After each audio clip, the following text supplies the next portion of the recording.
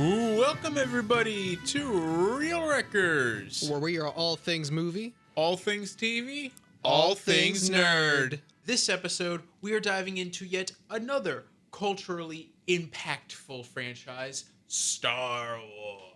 We are actually stepping back into Star Wars for this episode. Yeah, if you do not recall, our very first episode was each of our individual rankings of every single live action Star Wars movie. Where we it did not go well. at the start we had a couple of hiccups. Maybe I might have said something I shouldn't have at the start because I didn't know my mic was hot. So Exactly.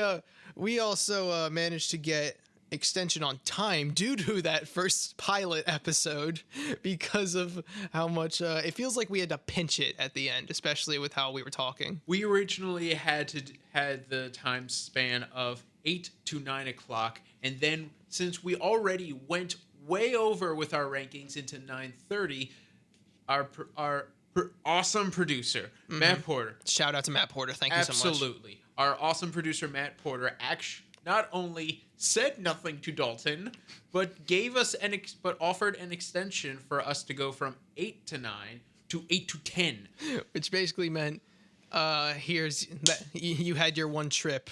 I didn't hear that. Don't bring it up again. Exactly. until it's not burning hot, like a burning hot issue. Exactly. And we did not bring it up again until now, which that was last year anyway. So. Yeah, and we had a new sorting. It's a new us. Exactly. New sortings, new us, even though we are both pretty much the exact same sortings. Which, well, you are. I am the exact same sorting. You got for me, all these personality tests, dude. I am flip flopping. I am the avatar. I'm everything and nothing and something specific, but everything else. But for that, yeah, personality quizzes are the reasons why I have multiple identity issues. Identity and they're crisis. The reason I have derealization because I don't know who I am for these things. Absolutely. You fit in too many boxes. I fit in none of them.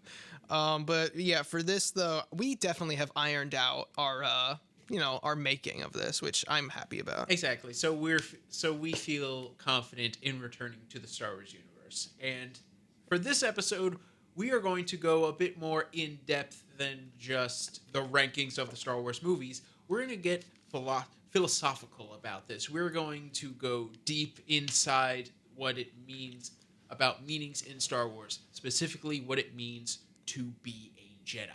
Especially concerning, I want to say like prequel Republic era Jedi. Yes, mainly because if we are going by original trilogy Jedi, there's like 5. And it's also, I feel like there's also a lot of gray areas with that. And with the, not a lot of people know, I would assume, because not a lot of people know about the old Republic before the prequels, like thousands of years before the prequels, I think. Yeah. So far back in time that the lightsabers were connected by wires instead of being like charged already. And it's weird, but it makes sense for that to be where it all started from, and then... I mean, the first, like, lightsaber in real life, have you seen the Hacksmith? Yeah. He made a real proto-saber, which, of course, you need an external source to power something hot enough to cut through metal. Absolutely, but... That was awesome, he did too. it. Yeah, dude, and he We made a lightsaber, so does that mean we can make a Star Destroyer, please? Please, we have them, but they're still in water right now. Give me a Venator. Well, if the Space Force gets more funding, get on that, Bezos. Please, no, don't get on that, please, no. Get on that, Bezos. I will give you whatever money as long as you make a Venator. Dear God, no. I wouldn't want to hand it to any of them. Okay, fine. Just make an X-wing, please. Maybe he did. I think he one X-wing. One time. That's all I'm asking. He did work on a mech once because he's Lex Luthor, like visually and action-wise. Is he Lex Luthor or is he Obadiah Stane? No, he's Lex Luthor. He literally has a mech, like in the making. Obadiah Stane has a mech. Do you not remember Ironmonger from Iron Man 2? Iron Man 1. Was that Iron Man? Obadiah Stane. Yeah. Wait. Who's in Iron Man 2 with the whips? Whiplash. My bad. Yeah. I only know that Tony Stark built this in a cave with a box of scraps. I only know that was Whiplash from the second movie because he had whips. Because he had whips. No, because I watched the Iron Man Armored Adventures CG show. Wait, I think I saw that. That was the only Marvel cartoon I ever watched because DC cartoons are better. Sorry. Exactly, and Whiplash in that Iron Man show looked awesome, and I remember being so disappointed in Iron Man 2 because he looked so bad. I mean, yeah, it's Marvel. Disappointing looking villains for individual movies. Well, I mean, no, not necessarily. That was old Marvel. New Marvel is like killing it with the villains. Literally. They're literally killing all their villains. Killing the good ones. But for Star Wars, they kill all their villains. They kill all their Spoiler. villains, and they kill all of their heroes too. Mutual, what is that called? Mutually assured destruction? What, as a Marvel villain once said, perfectly balanced. That's As me. all things should. Yeah. One thing I hope they never ever do is try to do a crossover between Star Wars and Marvel. It can't happen because Star Wars exists in the Marvel universe, and I hate when movies try to do that, where it's like crossover into the TV Well, I mean, Jon universe. Favreau went from Iron Man to Mandalorian and Book of Boba Fett. So, Well, I'm saying in universe. I hope they don't do some sort of universe, like they cross into a universe where Star Wars is in real life. I don't like that. I like universes totally never meet that either actually existed in the same universe and we don't know until now, or they cross over multiverse wise. So it's like this doesn't exist in this universe, it exists in another one we don't know about. So that's how the crossover. Like Star Wars and DC can have crossovers. They've had them before. Because Star Wars and DC have crossovers? yes, Superman fought someone. I think he fought Vader? He fought Vader because he grabbed his lightsaber. I remember seeing. It was Boba Fett art. versus Batman. I remember seeing art. Yeah, art of Alex Ross did Alex the art Ross. for that.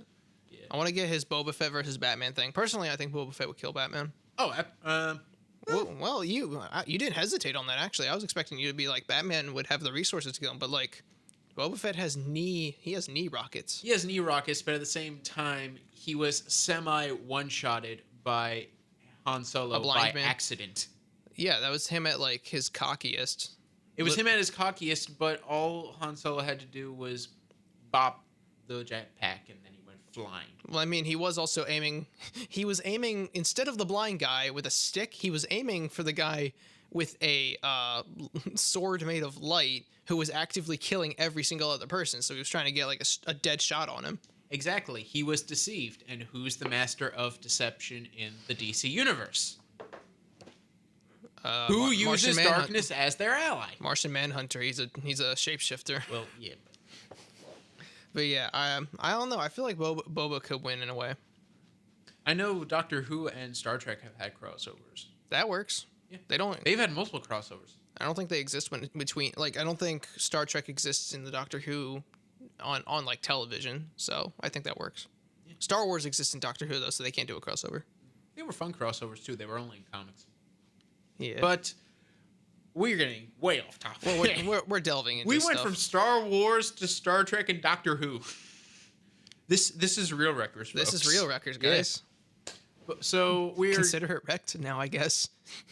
So we are going to get analytical about what is the true meaning, the philosophy behind what does it mean to be a Jedi? What does it stand for when you wield that lightsaber, when you call yourself a Jedi? What are you representing? And who represents it the best? Exactly. We are going to be ranking, not really ranking. We're going to be giving our top 10 or 5 or however long this takes, our top 10 or 5 Jedi that we think are the best and represent the Jedi Code the best. I have 10, and my 5 still works. I have 10 and my 5... Wait, does my 5 still work? I gotta check. Yeah, I was gonna say, you were debating it with yourself a little bit. Absolutely, but... no, I want to do 10 because I like There's- my 10. Okay. I definitely like my 5 through 8. So I need to include my 5. Now, what is our best way to count this down? If Well, I for list one- one and you have it, are you gonna mention where it's at on your list, or are you gonna say you also have it? Well, for one, I don't think we should get straight into that. We do have polls from our Instagram. Polls from your Instagram. Exactly. I think I'm in some of them. You are in some of them. You did answer. Yeah. Which, why do you keep doing that if we're just going to talk about it on the show? Footnotes, man. Footnotes. So write down in your notes. Someone else bringing them up to me makes me remember them better. All right, so Like embarrassing DMs. our first question that we asked our followers on Instagram: what single word best describes the name Jedi? If you were to use a verb to describe, is it a verb or an adjective? Adjective describes a noun. Okay. If you were to use one, Wow, the writer doesn't know that. Sorry. Eh, I've always hated.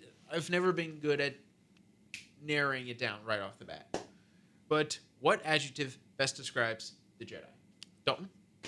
Did I answer it in the poll? Nope. No. Nope. What if you were to describe the Jedi in one word? Either conscious or connected. Connected. I like connected. Think about it. You're connected with your strength, connected with everything around you, connected with things you can't see. You're connected with feeling. You can feel everything. I would say wise. Because you like every Jedi is wise in their own way that makes them ignorant in so many others. And that leads us I will explain that with our next poll. The next poll, which was who's the worst Jedi? And man. I need to explain why I think every Jedi is wise in their own way, except for this one. that makes them arrogant in all of the other ways. Because for me personally, although I will always hate some of these Jedi, there is one that I cannot stand, and yet he is always a big supporting character and is portrayed as such a good guy, but I can't stand him. Can we say it on 3? Can we say it on 3? Because mine's different. Wait, 4 arms or 2 arms? 2 arms. Can we say it on 3? Okay. 1, 2, 3. Ki-Adi-Mundi. Knew it. I hate Ki-Adi-Mundi so much. He is too analytical. He is a master strategist, but he has no regard for anyone's emotions. Or anyone's lives. When Yoda was being contacted by Qui-Gon Jinn from beyond the grave, Ki-Adi-Mundi's first reaction was, "Oh, he's being susceptible by the dark side." And when what's his name? When him and a bunch of other Jedi were cooped up in a crashed ship they were hiding in from the droid army, and they were hiding from Grievous. I think this is still canon. It's not canon, but it's too cool to not mention. You can make it canon. It's before episode 2. You can make it canon, no, it's not before episode 2. It's after? After. That could still work. Before episode 3. But Grievous in that is too cool. Yeah, because it's before he got his lungs crushed. It's too cool to be between. If you're counting that as canon, then it's volume 1 of 2003 Clone Wars, 2008 Clone Wars. No, volume 2 of 2003 Clone Wars. 2008 Clone Wars, the movie or the show? The entire show. Yeah, the micro series before the 3D series. The micro series, half of the micro series, the whole 3D series, and right at the end. Oh no, that doesn't work. 2003 Clone Wars can never be canon. Why? Because there was a story arc in 2003 Clone Wars that intersected with the Battle of Coruscant, and it involved Obi-Wan and Anakin, which can't work anymore because right before the Battle of Coruscant, Ahsoka was with Anakin and Obi-Wan, and Ahsoka was not in 2003 Clone Wars. Okay, I think parts of 2003 Clone Wars, the events still happened, like Grievous' assault on Ki-Adi-Mundi and the Jedi. That assault on that planet definitely still happened as his first, introduction. And you called what I considered the Snyderverse BS. When it comes to like a straight canon. Exactly. It's a shattered canon. Let's be honest. It's like a cartoon canon where it's like, as a wise man once said, it's more like a big ball of wibbly wobbly timey-wimey stuff. Instead of time in relative dimensions in space, it's time in wibbly wobbly timey wimey space. Exactly. But no, I still think Grievous killed a bunch of Jedi, and during a fight, Mace Windu crushed his lungs with the Force, and that is why he has a raspy voice. So what is it? Going back to what this has to do with Ki-Adi-Mundi. He let multiple Jedi get injured and die during that instead of retreating because he wanted to stay in a defense position when he could have actually left. Yeah. Well, because he said there's not many places they could have left. but he also let the Shaggy Jedi. One of the Jedi is literally Shaggy, like design, voice, everything, and nervousness. And Which, if you want to say why Grievous is awesome in 2003 Clone Wars, he killed a Super Saiyan. He killed a Super Saiyan. He killed one of the most OP characters, if you think about it. Exactly. But yeah, he was a monster in that. He was more like a predator in that, like the alien predator. I hate that you have to justify that now. Like, you have to say Predator from the movie Predator. Because everyone's like, you mean like carnivorous? He might be carnivorous. I don't think he can eat now. He's worse than RoboCop, where he literally doesn't have anything except for a heart, lungs, and a brainstem, and eyes. Like, he literally has nothing but a nervous system left. Ki-Adi-Mundi's a terrible battle leader. I don't know why everyone loves him, because I think he was a horrible human being, and he is one of the only Jedi. He's not a human. He's one of the only. He's not a Jedi, but he's human. a horrible being, and he's one of the only Jedi in that was in Order 66 that deserved what he got. I'm sorry, he deserved it. Like, he didn't really look surprised. He just kind of looked disappointed as it was happening. Exactly, because everyone tried to warn him about this. Everyone tried to warn the Jedi about this. Qui-Gon, Yoda, Fives. Everyone tried to warn the Jedi Order. Was it Fives who discovered the conspiracy? Yes. And like was totally like put on trial inside of a shield cube. And then Fox killed him, because if there's one thing you can count on in Clone Wars, it's that Commander Fox is the worst clone. Technically, Boba is the worst clone. Nope. I'm saying he killed more clones than Fox. But he's not as hateable as Fox. Oh yeah, no. Yeah, Fox killed Fives. He participated in the manhunt for Ahsoka, and in the comics, when Vader was trying to catch a Jedi, instead of aiming at the Jedi, he aimed at Vader and tried to kill him. Yeah. How do you mess that up? I feel like clones were way more known for their aim and like precision, as opposed to stormtroopers being known for how imprecise they are. Exactly. So, I hate Ki-Adi-Mundi, but your pick makes more sense with everyone overall, instead of just my niche hatred for Ki-Adi-Mundi. You want to say it? My poll? Say it. This is your Well, soapbox. My soapbox? Hold on. Wait, what is his name? I didn't write it down. I submitted it, so It's Pong Krell. Pong Krell, yeah. He's the same race as Dex from the diner scene that totally should have stayed in the movie instead of more Jango Fett scenes, because we just got Obi-Wan, Dex, and then we get that. That showed that Obi-Wan was actually racist towards droids. Yeah. Why was he racist towards droids? I feel like he didn't really have a reason. They never really Well, droids are always seen as lesser beings in the Star Wars universe, even though they have emotions and feelings and like consciousness. Exactly. Obi-Wan hated droids because he hated flying, and droids always messed with his ship. He hates flying. Well, then learn. I think he Don't blame R4 for everything. Leave R4 alone. R4 got its head ripped off so many times. Like blown off, ripped off. What's his name? Welded off. Apparently in Revenge of the Sith, Obi-Wan goes through 3 different R4 units. Yeah, and Anakin treated R2 so nicely that R2 has literally never stopped recording anything. R2 is like that computer that you keep because you know it's never going to die. And R3 just deserved it. R4 purposefully saved R2 from not being given to Luke. We know that to be R5. R5, my bad.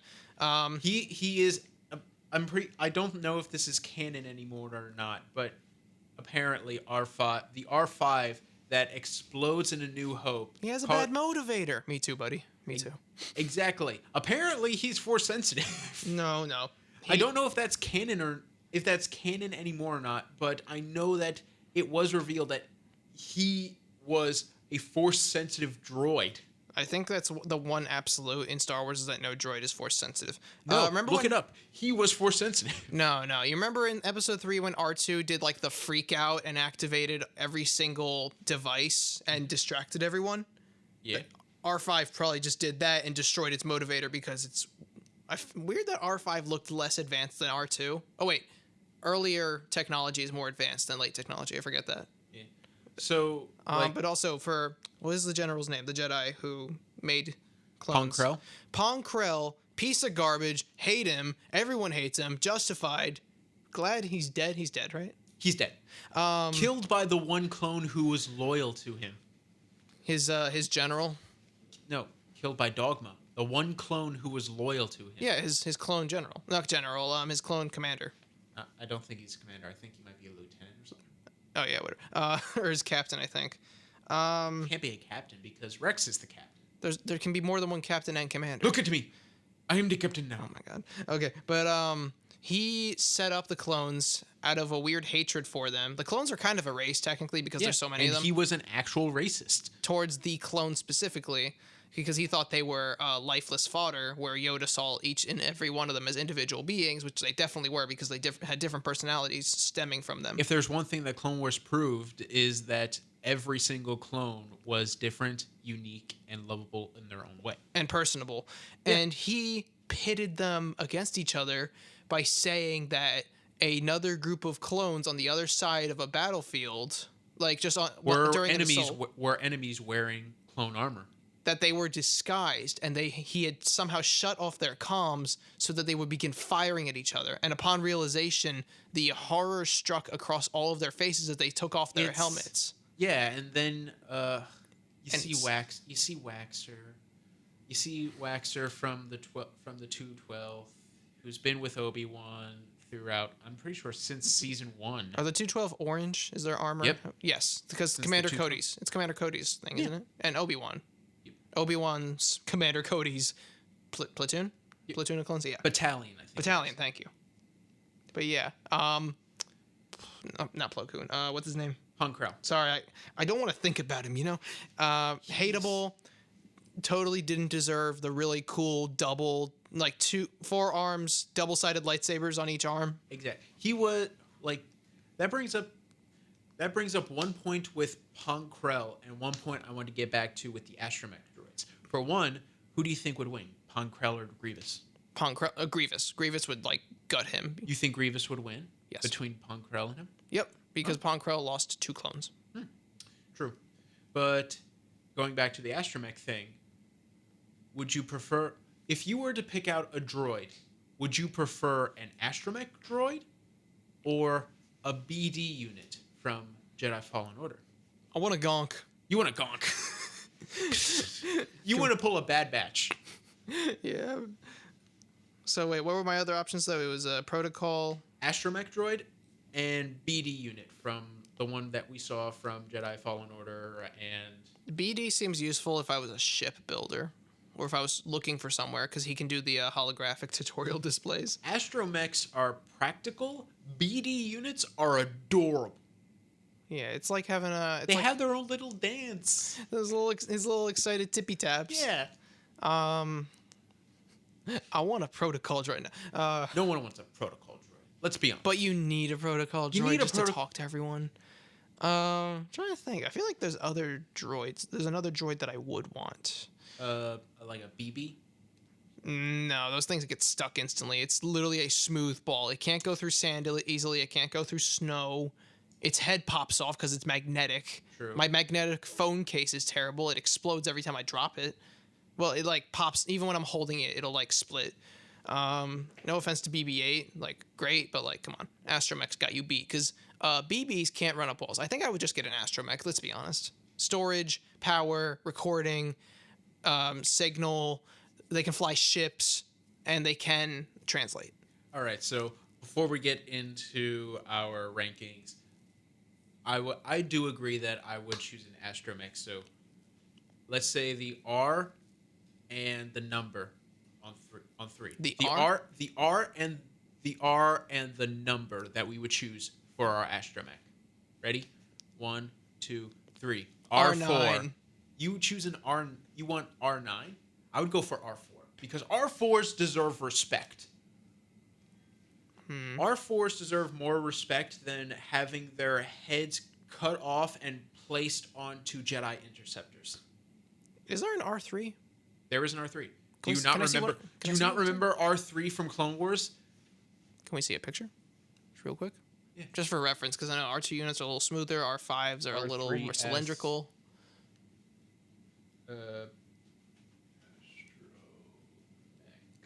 Astromech. Oh, I like it R3. It looks... Do you not remember him? Is that Mace Windu's? Nope. What does Mace Windu's look like? it's all the Lego droids. Do you not remember him? That definitely... I want to see... Wait, look Do you not remember R3 from Clone Wars? Wasn't he evil? Yep.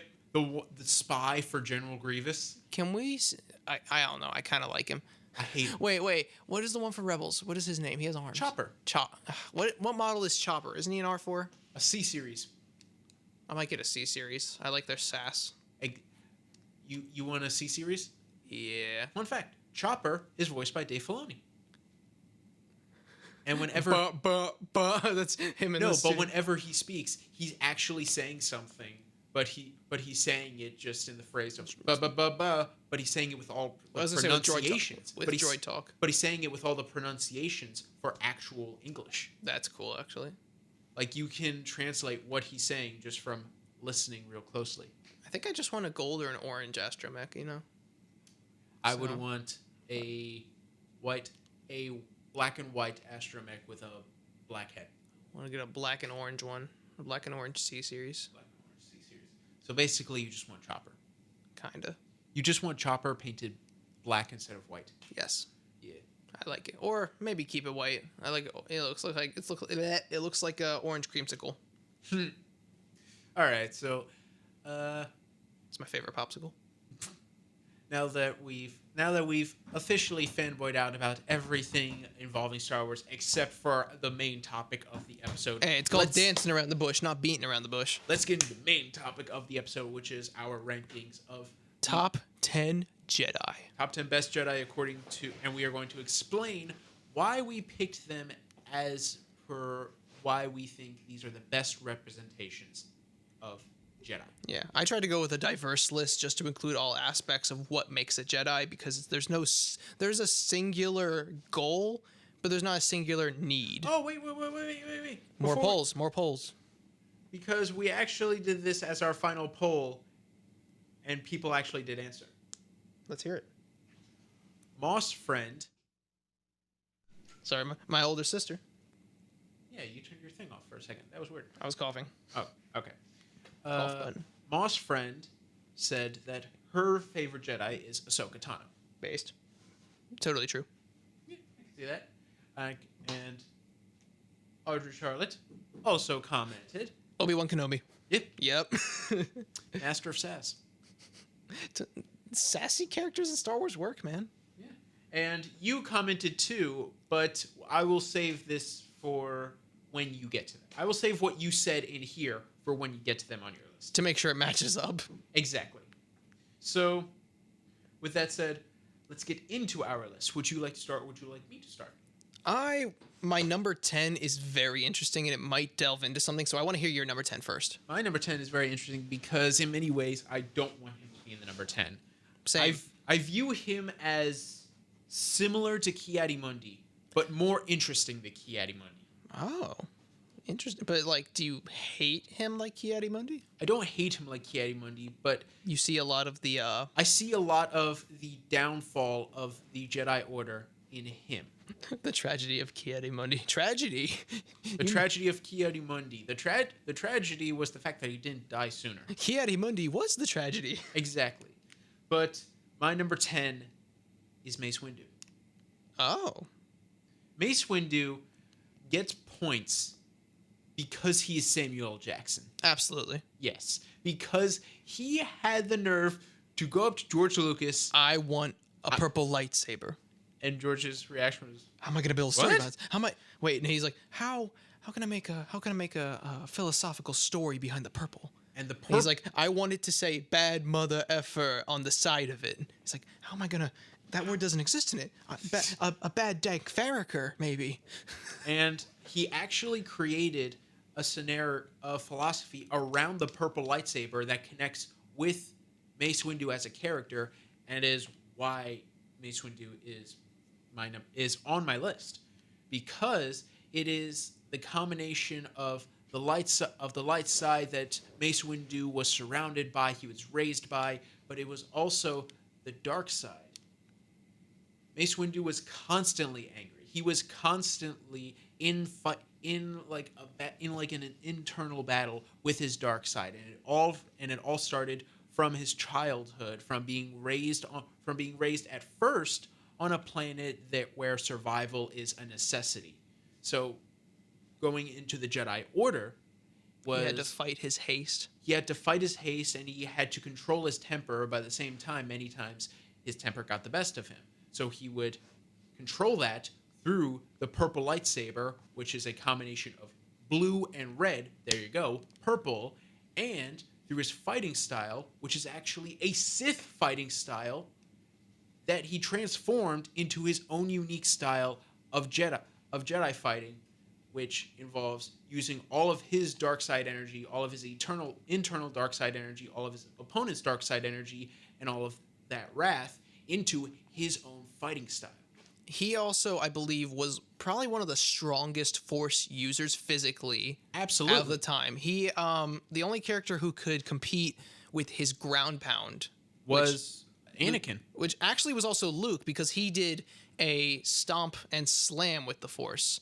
Anakin could swing as hard as Mace Windu could. But in many ways, Mace Windu represents the fall of the Jedi Order, because he's the first one to ever say at the beginning of Attack of the Clones, the Jedi are keepers of the peace, not soldiers. But as the movies go on, as the TV show goes, as Clone Wars goes on, and as Revenge of the Sith goes on, as peacekeepers, they lead an assault.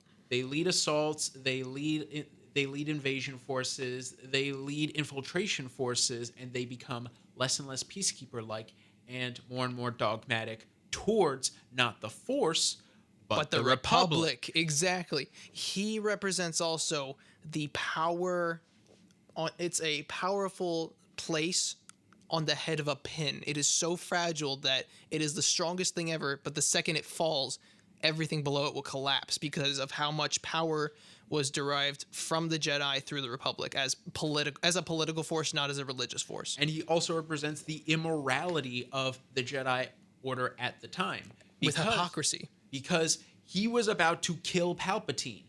From the Jedi Order's perspective, that is perfectly fine because Palpatine is a Sith. From a legal and moral perspective, that is completely out of line to do that without any sort of trial or jury. And it's treachery because he's killing an elected leader. Palpatine was elected. It is literally treason.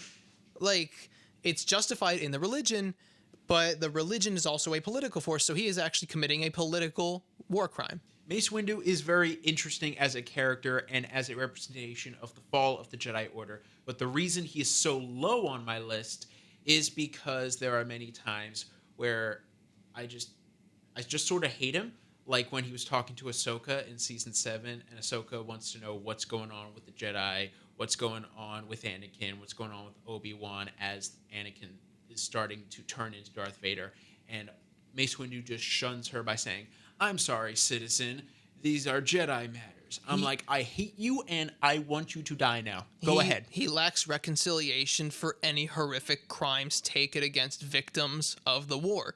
Boba Fett lost his parent, his only caring person in front of him, and only had violence raise him. He literally had no support or upbringing and was left to either the Sith to pick him up if he was Force sensitive, or the criminal underworld to swallow him alive because the Sith dropped him, because the only reason he was with them is because he was born into it. He didn't have a choice. His father was literally employed by the Sith. It was literally just business.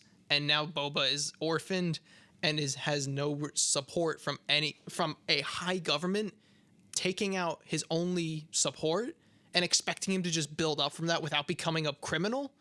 And then Mace Windu shows no forgiveness and is just, I killed your like when they come face to face after Boba as a child manages to almost assassinate him twice.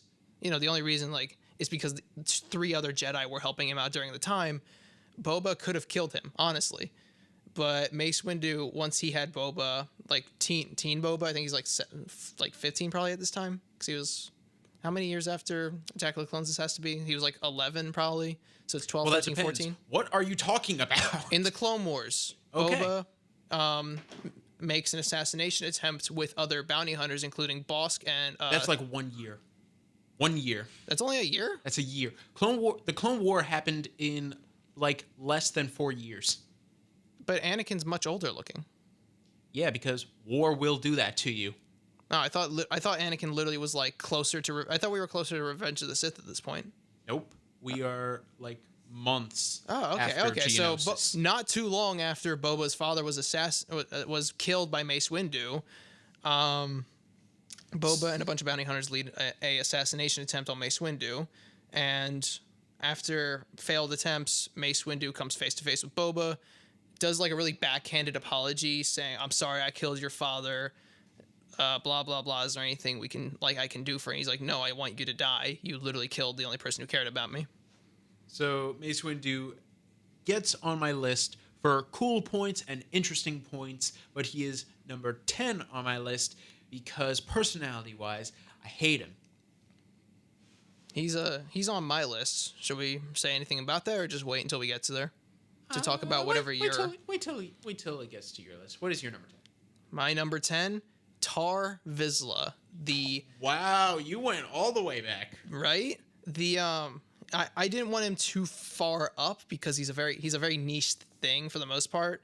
Explain because he is so niche. Explain to the audience who might not know. For everyone who's seen The Mandalorian and Book of Boba Fett, spoilers for both, I guess. And also in the Clone Wars and Rebels. Yeah. Starting in the Clone Wars, pre-Vizsla, one of the leaders of Death Watch on Mandalore, so one of the groups, like the splinter group that's trying to attack the government on Mandalore, because they're no longer warriors, he attains the Darksaber, a black lightsaber. Pretty much the crystal inside of it, I believe, was bled originally red, right? When did you hear this? You told me earlier. What color was it? It was blue. Was it blue or was it red? I don't know. There There is no confirmation. There is no. I had theories. Oh, what was the theory you showed me earlier? My theory was that it was... Okay. I think it's best for... You're explaining this all wrong. Okay. Okay. The Darksaber. You're explaining this like it's going to go on forever. Because you're starting from Clone Wars and you're spending a lot of time on Clone Wars. Tar Vizsla was a Mandalorian who was trained in the ways of the Jedi. He built his own lightsaber and created the Darksaber. After Tar Vizsla's death, the Darksaber was stolen by Mandalorians, by Clan Vizsla, by his descendants, and used as the staple piece for any ruler of Mandalore, any ruler of the House Vizsla. Yes. And there you go. Tar Vizsla was the treading line between Mandalorian and Jedi. Exactly. He was the first thing to establish anything between them that wasn't a war. So, passing down generationally, there have been multiple Vizslas who've gotten their hands on the Darksaber, saying it's their claim to the throne. Mm-hmm. And I say Tar Vizsla represents balance the most because Jedi are an armored force for him, because he has warrior roots and nomadic roots, because the Jedi are like nomadic monks. Mm-hmm. So as a peacekeeper, a leader, and a warrior, he represents aspects of the Jedi that aren't as obvious visually. So he represents the aspect of they are warriors. Jedi aren't soldiers, but they are warriors. Mm-hmm. And I want to include him as a very special representation of the Jedi, because he's not just a representation of the Jedi. Exactly. So he's my number 10. Yeah, both of our number 10s have things to do with the Jedi and balance between two different philosophies. Mm-hmm. Yours involves the Jedi's balance with Mandalore, and mine involves the Jedi's balance with the dark side. Yeah, for a lot of mine, I'd say it's because it's not just Jedi as the opposite to the Sith, but as supposed to be the best goal representation of how to balance the Force. Exactly. So, Number 9. number 9. Yeah, sorry, I didn't mean to go on a tangent too much, but like the context of this requires so much. And if you just watch The Mandalorian, I didn't want Darksaber, guy named Vizsla, another guy named Vizsla, and his oldest ancestor 1,000 years ago named Vizsla. Yeah, I didn't want it to be rude or anything, but you were starting with Clone Wars, and you were really fumbling over your own words. And Yeah, we were still on Clone Wars without you explaining who Tar Vizsla was. Yeah, I had to start with the first Vizsla we ever see is in Clone Wars, and that's where we first see the Darksaber. Exactly. And then in Exactly, Mandalorian- but then you were trying to grasp at straws that weren't there. Yeah. Shut up. Yeah. So my number 9, I was between two different people. I was between Kanan. I was between Kanan Jarrus from Rebels and another character who was also knighted in a newer piece of Star Wars format. And I do love both of these characters. And I was trying to figure out between both of them whose journey I thought was better and who I thought deserved more of the knighthood they were given. And even though I do love Kanan and I think he's a great character, I do think the one that I went with deserved the rank of knighthood more, and that is Cal Kestis from Jedi Fallen Order, the video game. Who I keep thinking, oh, it's Joker from Gotham. Even Exactly. though I've never seen Exactly. Gotham. But yeah, his entire journey throughout that video game was to learn to let go, was to learn from your past mistakes. He was haunted by the death of his master in Order 66 for so long, and throughout that entire video game, it was just holding him back emotionally, physically, everythingly. He is everythingly. He is restrained, and when he learns to let go of the pain, let go of the fact that it wasn't his fault, he becomes a better, wiser person and becomes a more fluid person. And that character arc, I think, is so good and it's so mature for Star Wars to show that as in depth as they went with it. and the best thing that I think they probably established was when the Jedi say let go of your attachments, it's not cut yourself off from these people your entire life. It's cut yourself off from the guilt you associate with that. Exactly. And I think Cal Kestis portrayed that sense of letting go emotionally from when they're gone the best. And I think as a character study, that game was amazing. And then at the very end, it went into fan service. I love the end, but it was fan service. Let's be honest. Spoiler warning, if I'm allowed to say this. For Jedi Fallen Order? Yes, it's been out for a little bit. It's been out for a while, and I'm going to be honest, even before the game came out, I knew the ending because they showed it.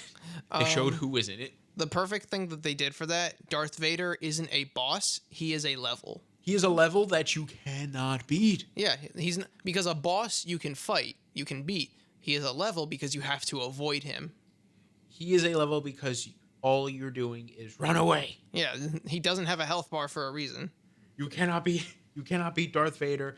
The entire reason for the fight is just to show how outmatched Cal Kestis really is. Absolutely. So your number 9 is Cal Kestis from Fallen Order. Absolutely. And once again, going back to that whole BD units are the best droids. If you're wondering where the BD unit is from, Jedi Fallen Order. Yeah. Little pitter-patter. Pitter-patters? Little pitter-patters. My number 9, Shakti, as the... I'm angered, and we'll get to it. Simply because she was a caring person, especially towards the clones, and was actually like really good when it came to combat. Every time we've seen her, she was actually genuinely she managed to survive. That's one thing. As I just want to know, what are you thinking right now? What are you thinking? Let's hear your words. Eternally, I'm exploding. Why you? Because I'm just going to say right now, I have her much higher on my list. I need to know, why is she so low? Same reason Mace Windu's so low on your list and higher on mine. Reason? Well, for me, it's because Mace Windu just has more development that we see.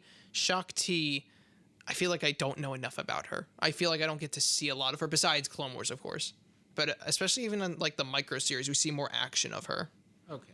So your thing is that you love what we see of her, but we don't see enough of what we love. Absolutely. Okay, I can see that. As an important figure, but not like the same thing that Boba Fett had as an issue before he got his own show and had more context. It's like, I really like this. Can I have a little more background? Not even in a series, just like, can I see her in something so that I know more about her, you know, Okay, as a character? The more you explain it, I understand it, but You're just disappointed that she's low.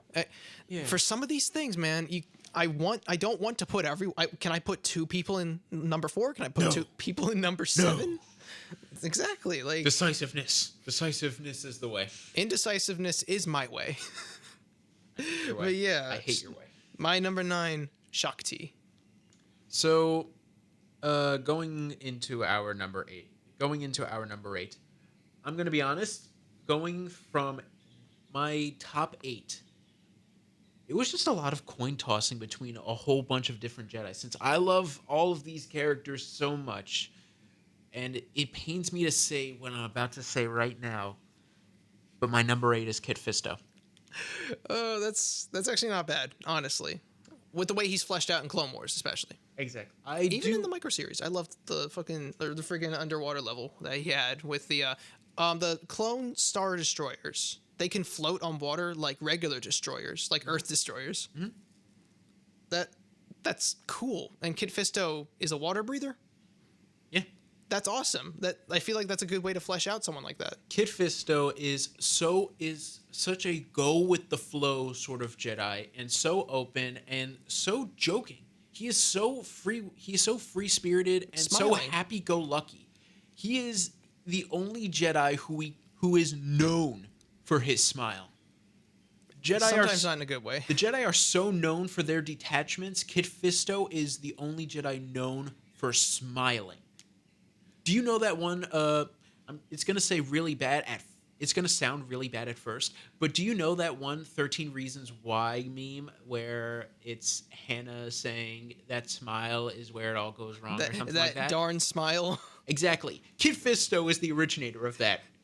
You cannot convince me otherwise. Smiling as he has his lights. I know exactly. I know what meme you're talking about. Exactly. Kit Fisto is. You should post that on your store. That smile, that darn smile. I can't say they're real. Kit Fisto can get away with anything with that smile, and the reason I love him so much, but the reason I have him so low on my list, even though it kills me to have him so low on my list, is because I feel like same thing with Shakti. It is the same thing with Shakti. We see one focused episode on him.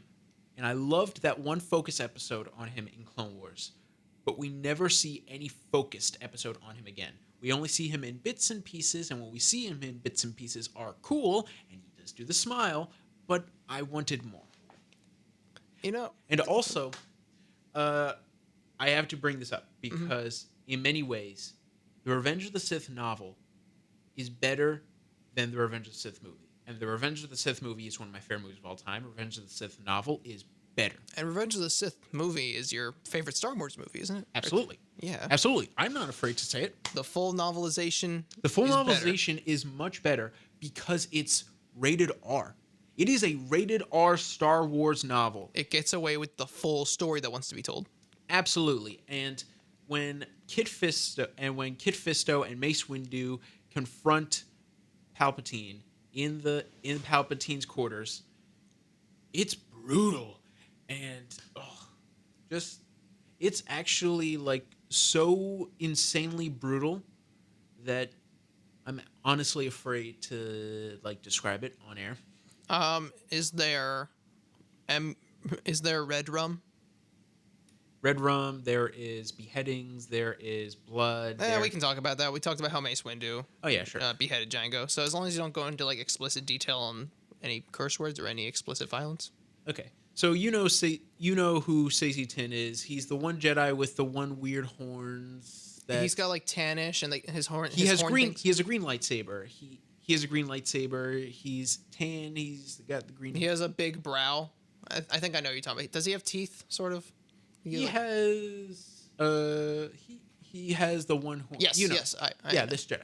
When you know that he dies in Revenge of the Sith. When Palpatine stabs him. Exactly. But in the novel, Mm-hmm. they specify that he is naturally telepathic. His species is a naturally telepathic species. So when they're confronting Palpatine, Palpatine is at first trying to convince the Jedi that he is innocent. He tells Sazy to read his mind, tell Mace Windu that he's innocent. Sazy looks at him, lowers his lightsaber a bit, like, oh my god, Palpatine could actually be innocent. And then Palpatine smiles. And bam! Right there, just beheads him. Right there just beheads him. Wow.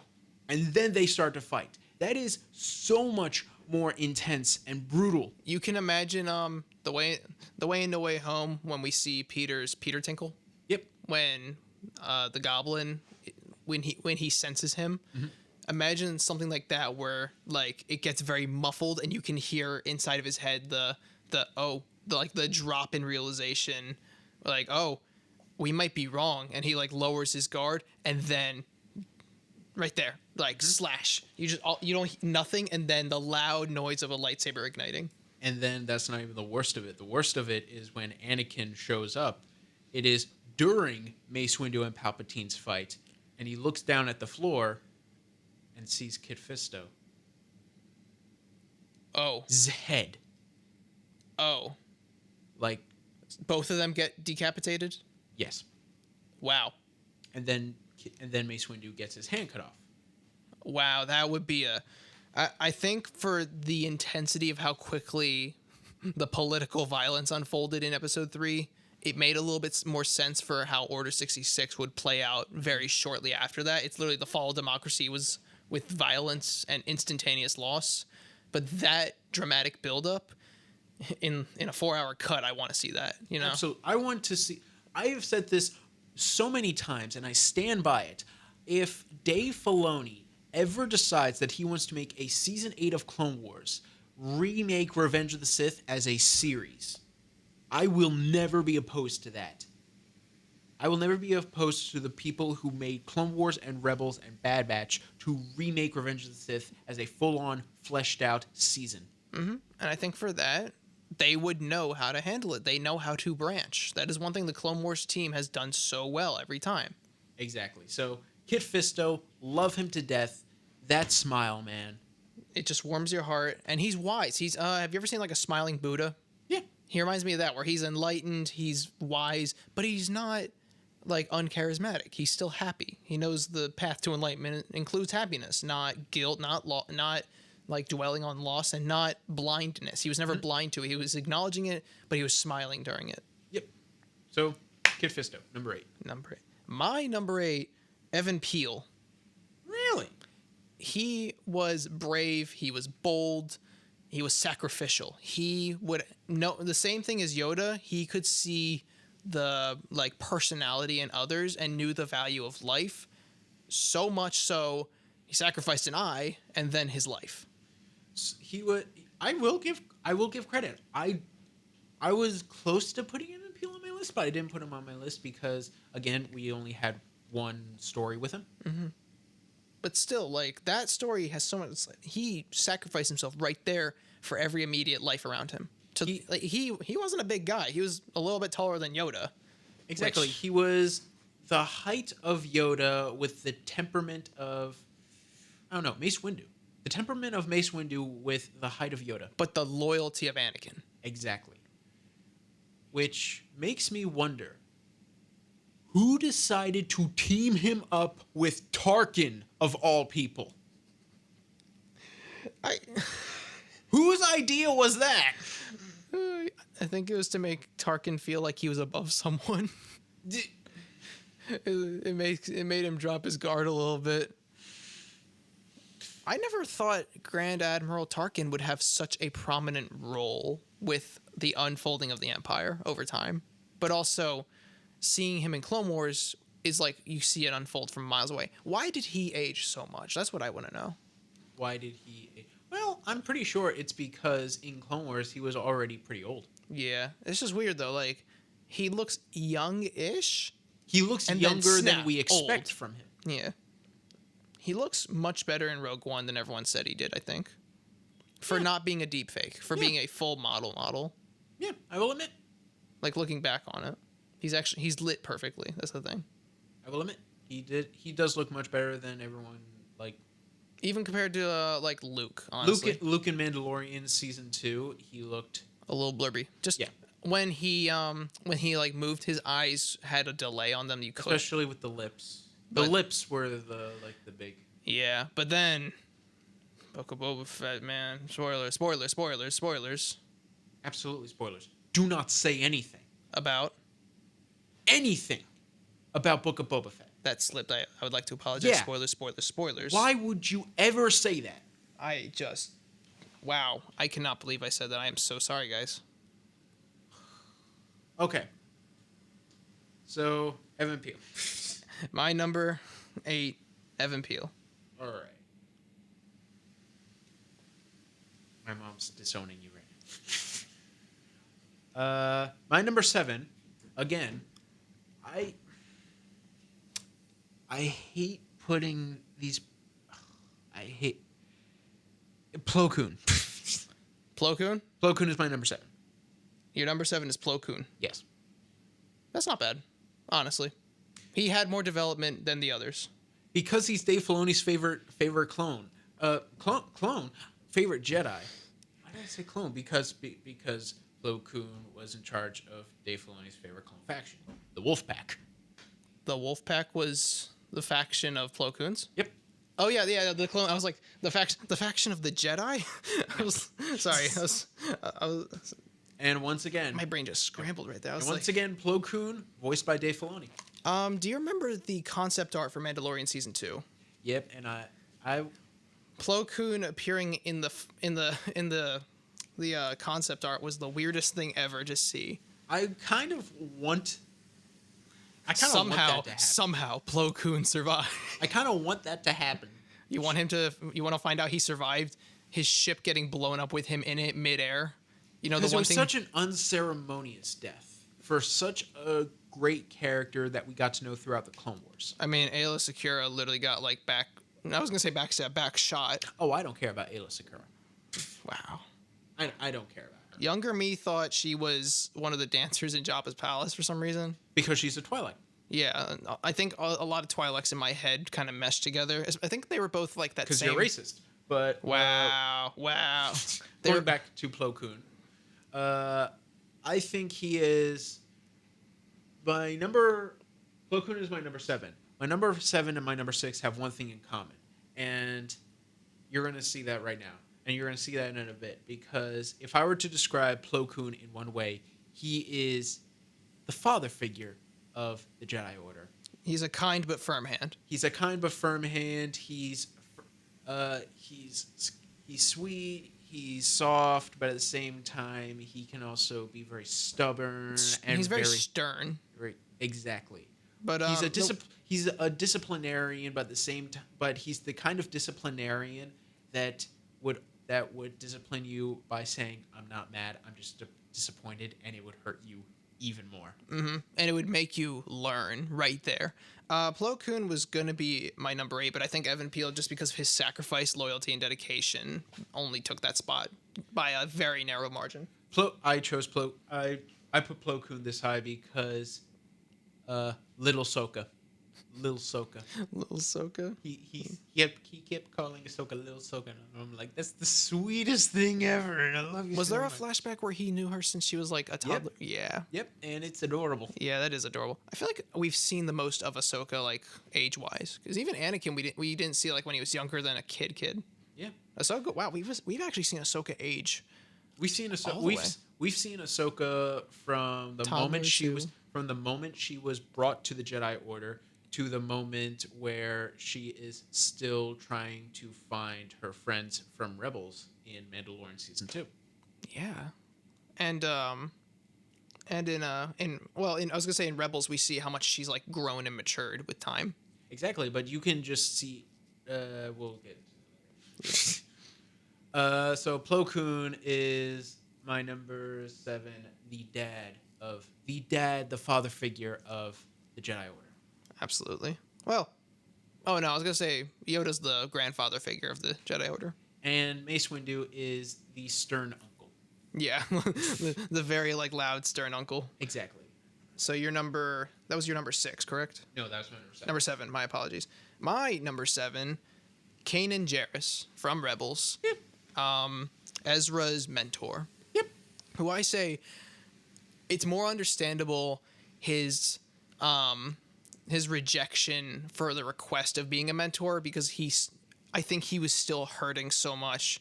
Like he didn't think he was matured enough after the loss of his mentor. Absolutely. And have you read the Kanan comics? No, I have not actually. I haven't heard a lot about that. This was another reason why I was so conflicted with putting Cal or Kanan as my number 9, because Kanan has been through so much since Order 66. He has gone through the underground of the Star Wars universe, gone through the criminal world, and has come out mature, and has used that criminal understanding to do something good with it. He has become a Robin Hood figure. Exactly. Even with all of his horrific experiences and his life trauma, he never directed his hate outwards. He tried not to let it sit and simmer even when it really got to him. Mm-hmm. And over time we only see him slowly like build himself up so that he's not like he drops his guard more and more, but he doesn't drop his real like guard fighting. And how much of Rebels have you seen? I'm not at the time jump yet because I know when they're design. I've seen like some of the design changes on some of the thumbnails. And okay, so would it be spoilers to ask about that? To ask about everyone looks different because of the time jump. Because I can just tell there's like a little thing in time. One of his eyes. Am I allowed to ask about that? Does one of the Inquisitors hit him in the eye? Yeah, spoilers. Spoilers, because that gets into, in my opinion, the best episode of Rebels. Understood. Okay, but yeah, with everything that I've seen and appreciated from Rebels, because I was very unsure about it at the start. And everyone is, because the animation childish. Looks awful. The animation looks awful at first. Because it's not when the budget goes up as the series goes on. Because I think they were assuming it was going to flunk. They assumed it was going to if it didn't keep going. But they had to put effort into it, didn't they, Dave Filoni? Yeah, I think, everyone assumes that's when the Dave Filoni putting his hand on something and making it better, like, trend started for a lot of stuff. Mm-hmm. But, yeah, over time, I only liked Kanan more as he matured. Absolutely. And Ezra sort of stayed the same for me the entire way through. Up until I know kind of what the ending is. Well, yeah, because, Mandalorian. Mm-hmm. All right. So that's your number 7? My number 7, Kanan Jarrus. Yep. A.k.a. Freddie Prinze Jr. Freddie Prinze? Yeah, Freddie Prinze Jr. That's who voices him. Oh, I was like, I thought that was a reference to something. Yeah. So going into our number 6. Mine, number 6 was your number 10. Wow. Okay, so, and my number 6 was your number 9. My number 6 is Shaak Ti. My number 6 is Mace Windu. So my reasoning for putting Shaak Ti so high is because if Plo Koon is the father figure of the Jedi Order, I've always viewed Shaak Ti as the mother figure of the Jedi Order. She is the one charged with overseeing all of the clones, and whenever most of the clones are going through psychological or emotional problems, they always go to her, and she always has something wise and kind to tell them. A comforting aura. Exactly. And even when there are hardships, she actually encourages the clones to work through them, because on the battlefield there will always be hardships. You have to learn to work through them. But she doesn't say it in a demeaning way. She always says it in a kind, calm, understanding way. She's not a general. She is a caretaker. Exactly. When Fives is certain that the Kaminoans are placing chips inside the clones' heads for sinister purposes, Shaak Ti is the only person who is 100% willing to hear him out the entire way through and gives him an audience and makes him feel understood. She's an ear of reason. If I am being honest, if I were to choose who I would want to be my Jedi Master, if I were to choose who I would want to teach me the ways of the Force, teach me the ways of the lightsaber, Shaak Ti, I would want as my mentor. She is amazing. You think she would like bring out the best in your skills? Exactly. Whenever I'm learning something, I have such self-doubt. I struggle so much. And whenever I would feel that way, I feel confident that she would bring out the best. I think Mace Windu wouldn't be a bad mentor for me, because he would bring out the opposite in what I would need probably when it comes to like fighting. If I was to be force sensitive and all that, I think Mace Windu would bring out the best like defense, like fighting style. Mace Windu is actually the master of Deba Balaba, who is the master of Kanan Jarrus. He's Kanan's mentor. Kanan's surrogate grand mentor. That's cool. Cool. That's sad though. That Mace Windu's his Padawan, or his Padawan, his past. Yeah. So, but even though I do love Shaak Ti personality wise, lightsaber wise, she's not the best. Yeah, but she's a good teacher. She's a great teacher, but in terms of fighting skills, she always loses. Oh wow. But she could. Have you ever noticed that? She survives, but she always loses. Yeah. Does better in the training aspect and less in the fighting. She is like Steve from Stranger Things. She gets her butt whooped so many times that the moment she actually gets a win, everyone is going to be like, dude, you won a fight. Kind of like Rocky, honestly. Like Rocky lost a lot, but trained Apollo Creed, and by Apollo Creed. What was Apollo's son? Adonis. Adonis Creed. When Rocky trained Adonis was a better fighter than Rocky because he lost less. Yeah. Due to Rocky's expertise in training, which he learned more from losing more, which taught him more, so he could teach more to make the person lose less. So why do you think Mace Windu would bring out the best in you in terms of mentorship? For what's his name? Strengthening of the mind and ability to have firm power when it comes to driving. I think I know what we're both getting at. Shaak Ti for me would bring out would bring out the more sensitive side. For you, Mace Windu would bring out the more decisive side. Yes. For you are already probably fortified for a fight. Or you're already fortified for your mind. Wait, no, I was right the first time. You're fortified for a fight. Your mind would need to be eased by your mentor. I would be fortified already in the mind, and I would need to be strengthened by the fight, or for the fight. Sorry, I had to make sure, because we are flip-flop by 6 to your 10 to the 10 to the 6. Exactly. Your mentor to my mentor. So yeah, our number 6 is we were pretty evenly split on if they're not our favorite Jedi, but they are the Jedi we would want as our mentors. Mm-hmm. Like not favorable for like personal entertainment. Favorable as learning from. We look up to them, and we would learn from them personally. Well, exactly. So, going into our top 5. Top 5s. I like my top 5. Top 5. I switched around. I thought I switched. I was flip flopping between 6 and 8. Top 5. I was all over the place. I don't know. I feel like my top 5 was actually a little easier when it comes to like emotional, logical, and like true appease, you know? I knew who was going to be my top 5. I never knew where they were going to be in my top 5. Gotcha. And I can easily see once this episode is over, I change my answer. I could easily see that. Wow. Oh yeah, you would like right after you hit the stop, or I would be like, "No, I changed my mind." Hold on. You just be tap. Exactly.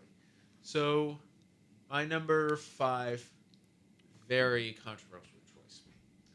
Obi-Wan Kenobi. Wow. Yeah. Number 5? Number 5. The lowest of the best? The lowest of the best, Obi-Wan Kenobi. God. My goodness. Unbelievable. In many ways, he was Tisk. he was one of the best fighters of the Jedi Order. I will give him that. But in many ways, he was also a leading example of the conflict. If Mace Windu was the reason, was a, what is it called? Was Like the force, was like the strength? was the figurehead of why the Jedi lost their way. Obi-Wan was the middle ground between the reason why the Jedi lost their way with Mace Windu, The means to the end. He was like the means to the end of it. exactly, and the outcome of that loss in Anakin. Obi-Wan is in the middle of those two extremes. You think he was the vessel of Mace Windu's ignorance to Anakin's extremism? He was, in many ways, well, if I were to describe Obi-Wan in one way, he is the Libra of the Jedi Order. Wow. He is too indecisive. He is too all over the place with his loyalties, to the point where he just decides, you know what, I'm just going to go middle ground. But dude, only a Sith deals in absolutes. That is an absolute. I mean, come on. That's an absolute. That's an absolute. Only a Sith deals in absolutes. That's.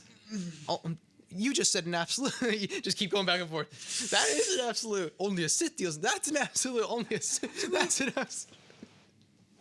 I feel like Obi-Wan's strict adherence to the Jedi was a big reason as to why he is so low on this list. Because even though he was allowed to be snarky, and every now and again in Clone Wars, he could go outside of what is normally considered ethical in terms of the Jedi's code, but for the most part, he mainly stuck within that route. And even though he sympathized with Anakin so many times, he was a strict follower and never a true go-getter.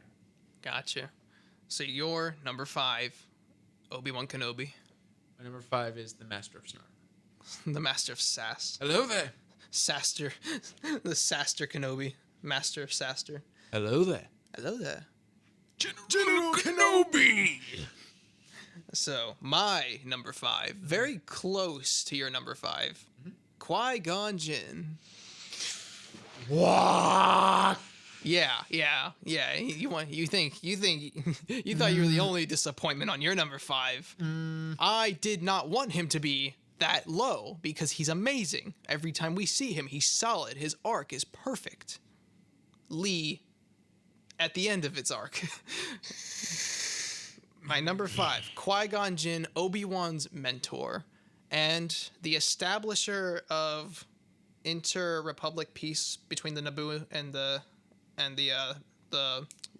monarchy of Naboo. The Naboo, the race that lives on Naboo, and the people that live on the surface of Naboo, the royalty of Naboo. The humans and The Naboo. They're just called the Naboo. No, they're not called the Naboo. What? They're what are they called? The Gungans? The Gungans, yeah. But they're not all Gungans. They're the Naboo. Like, the king is of the Naboo. The Naboo race. They're the Gungans.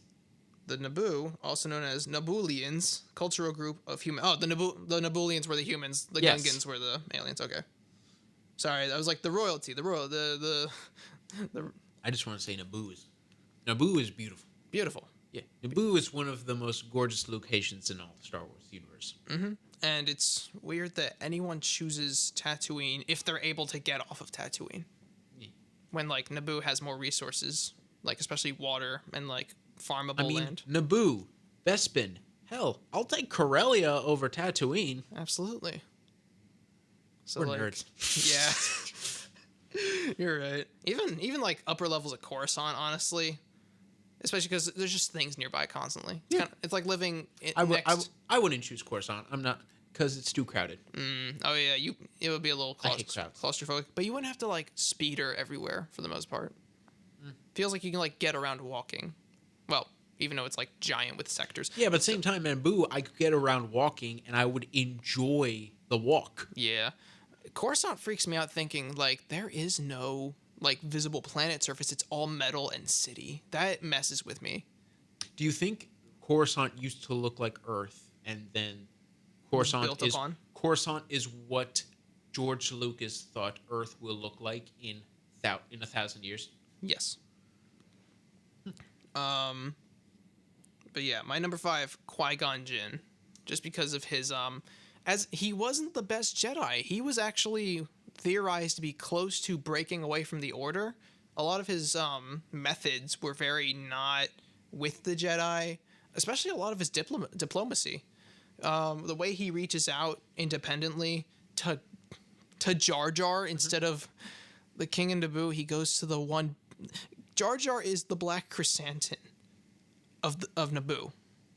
Think about That is the weirdest sentence I have ever heard relating to Star Wars. Think about it, man. He is literally the kicked off for being too much of the stereotype of his people. Like, outwardly. And proud of it.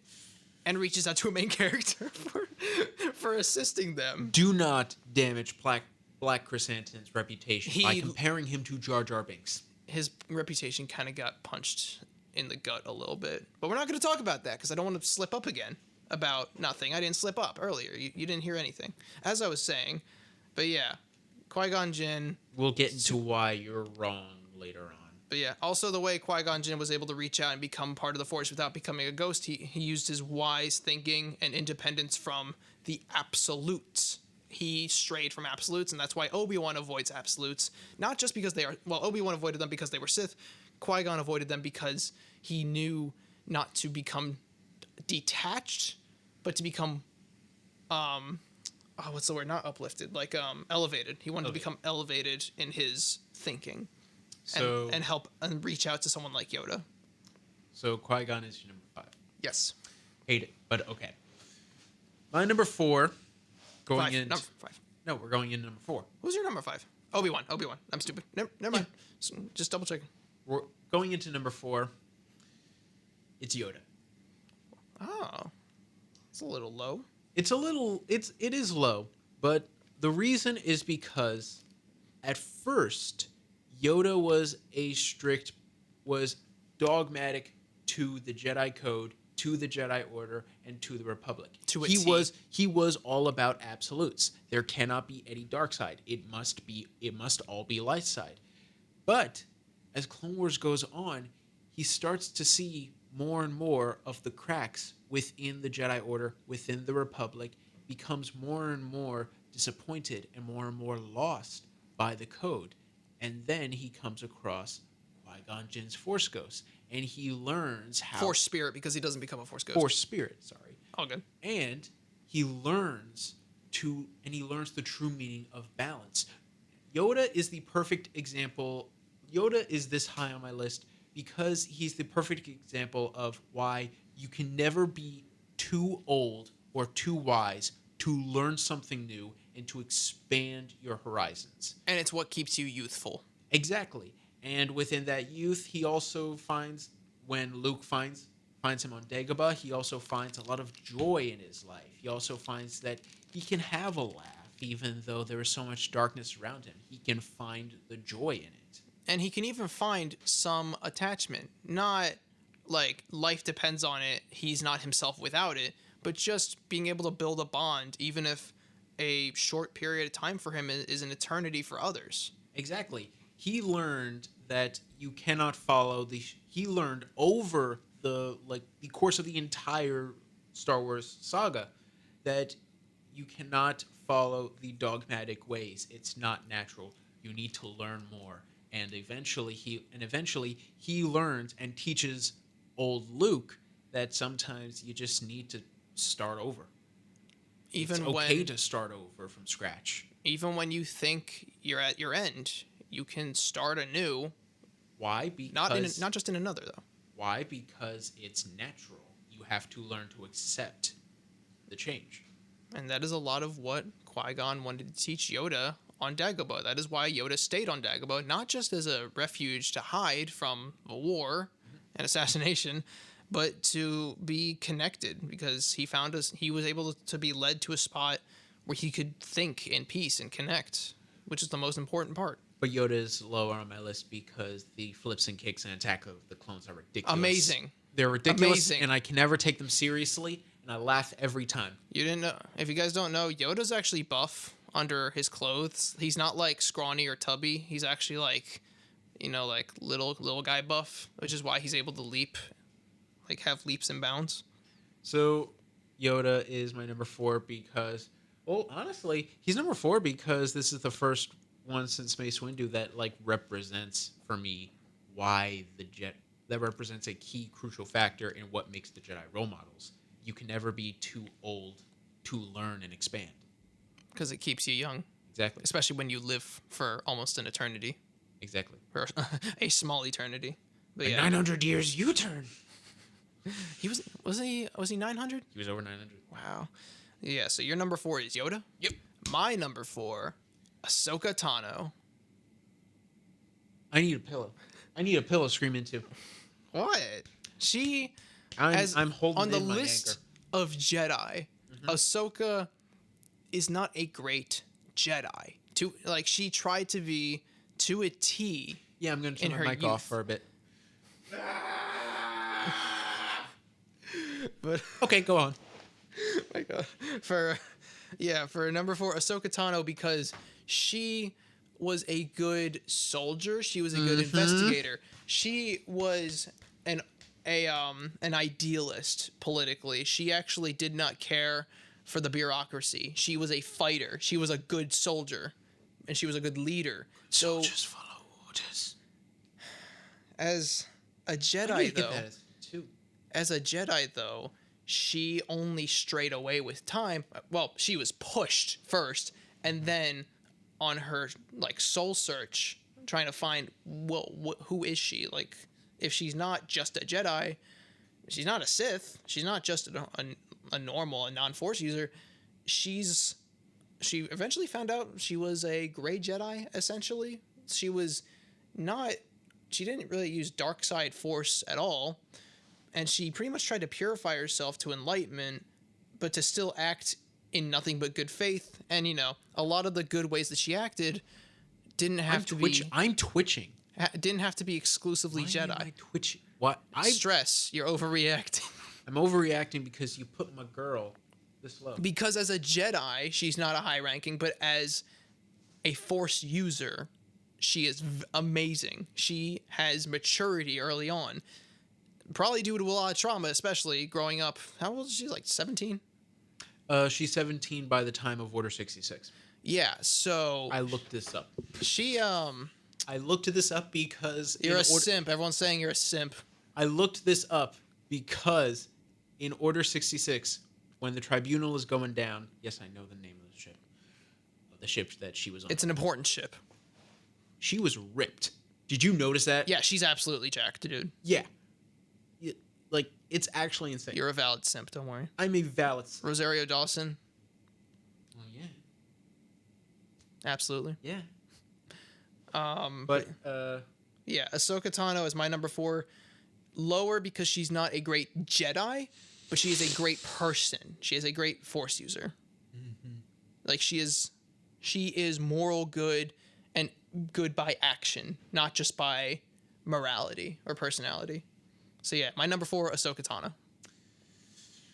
Seethe, cope, deal with it. Is your mic on? yeah, it is. Okay. So What's the silent treat? I forgot to mention, you put on the poll when you answered, you put Qui-Gon and Ahsoka as 2 answers.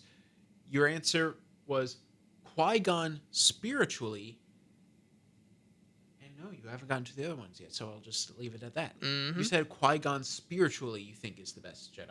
Because he quite literally was not trying for his end goal. He was trying for the best net good. He wanted the best for actions, but his spirituality allowed him to enlighten himself to teach Yoda, who is, he's Yoda's his superior, but Yoda was so inviting to keep learning that Qui-Gon was like, oh, I don't just have to recur to him as a Force Ghost, come back as a Force Ghost. I can be one with balance. I can just be the Force. I can experience. So Instead of the universe experiencing a person through being like just being alive, he can just be the universe experiencing the universe balancing itself. so Ahsoka is your number 4. Absolutely. All right. My number 3 might be very surprising for you. Mm-hmm. Because I really had to think about it, and the more I thought about it, the more I was like, wow, this Jedi had a lot to say. Luke Skywalker. Oh. I'm not a big original. I'm not a huge original trilogy fan. I'm not a huge fan of Luke Skywalker. In the original trilogy, if we're just going by that, I would never. You're getting disowned. Yeah, you thought I know. I was getting disowned earlier, Exactly. dude. Everyone said it's okay. They saw the episode. I would never put, if it was just based on original trilogy, I would never put Luke Skywalker on this list. Even expanded universe, I would never put him on. Yeah, this I'm gonna spoil more stuff from Boba Fett. Like, you're mad because of your girl. No, wait a minute. I'll hear you out. Hear me out. I put him on this list because I rewatched The Last Jedi.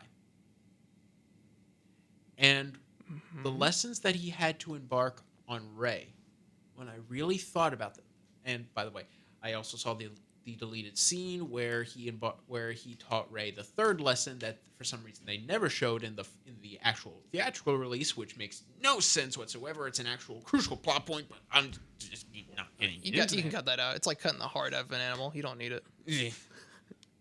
The more that he taught Rey, the 3 lessons that she taught Rey to prove that the Jedi the Jedi should end. That they're doomed. That the Jedi should end actually make a lot of sense. The first lesson was to have Rey meditate and feel the balance within the Force. And the lesson was that the light will always exist. If the Jedi die, the light won't die. That's just vanity that the Jedi say.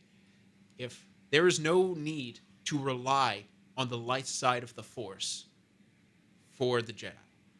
The Force itself. Is sustaining. The Force itself will not die if the Jedi die. You don't need the Jedi.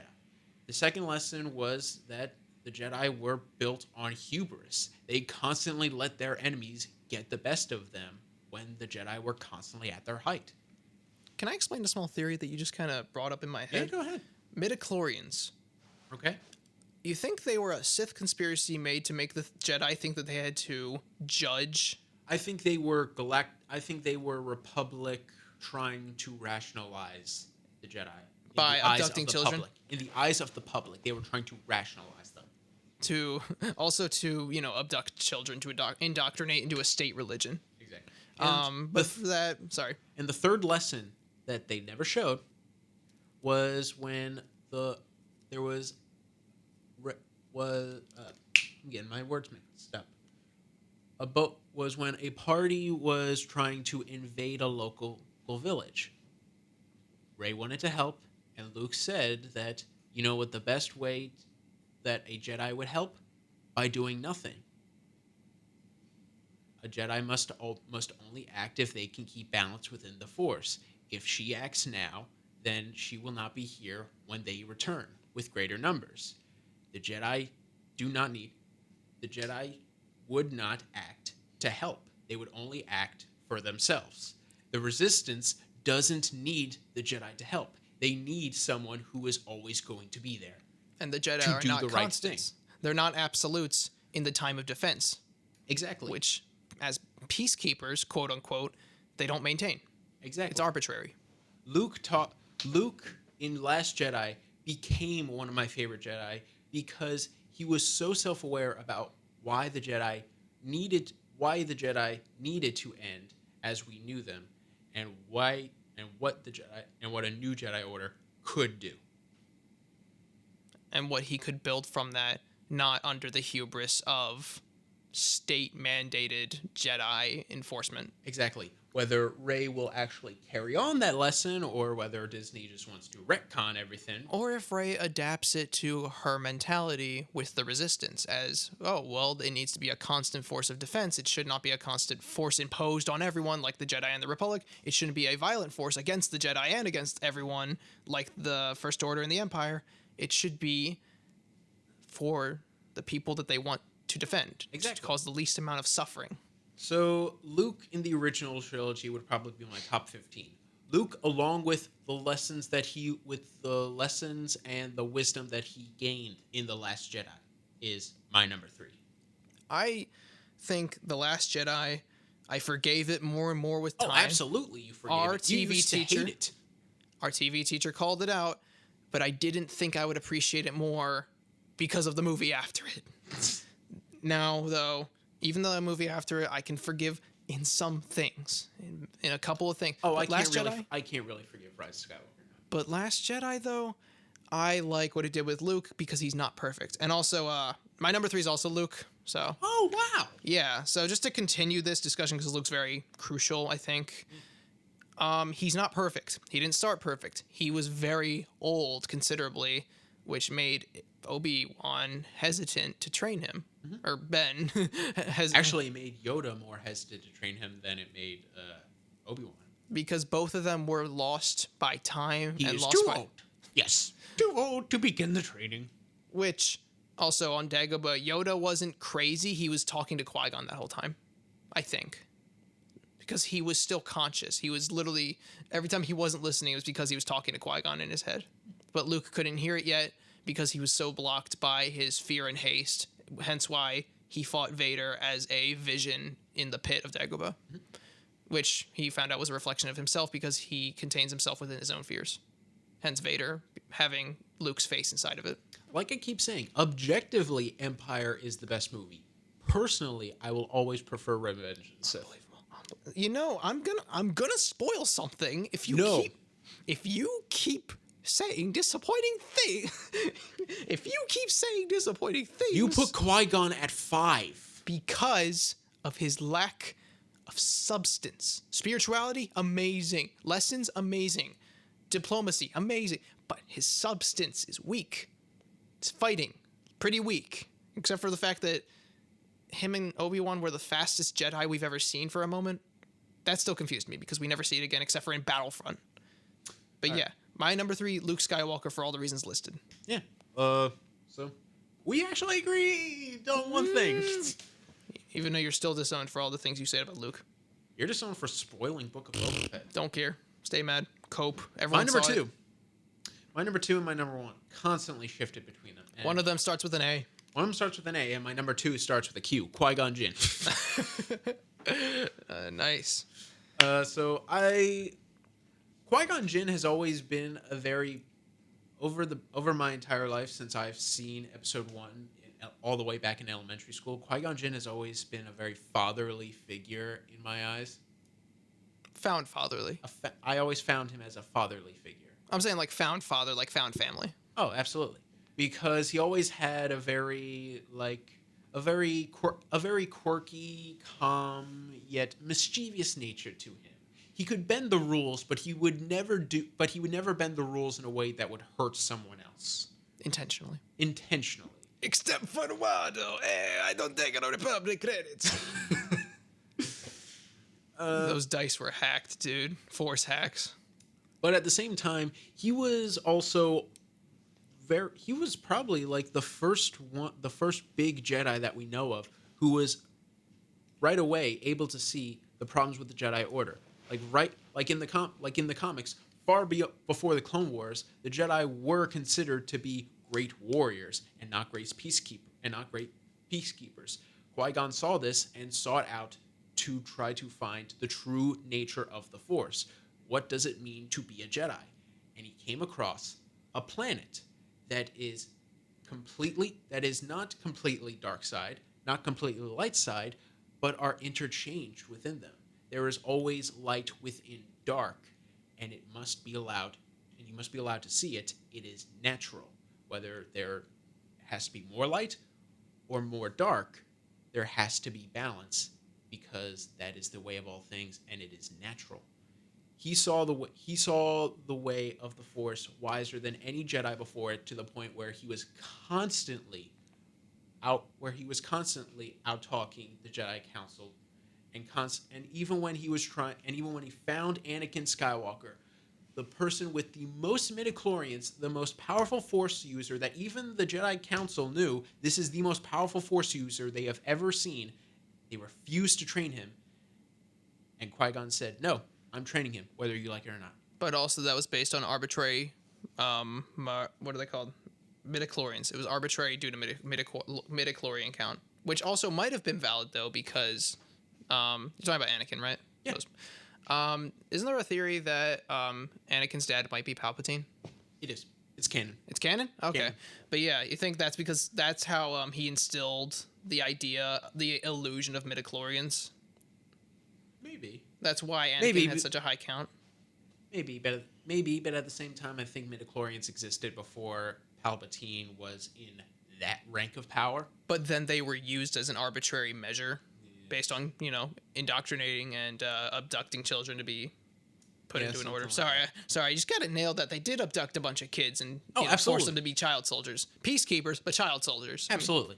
But even I just always looked up to Qui-Gon. Qui-Gon was... Yeah, 'cause he's like 6'3". How tall is Qui-Gon? He is 6'3". He is? Yeah. No way I was that accurate. Hold on. No, he is.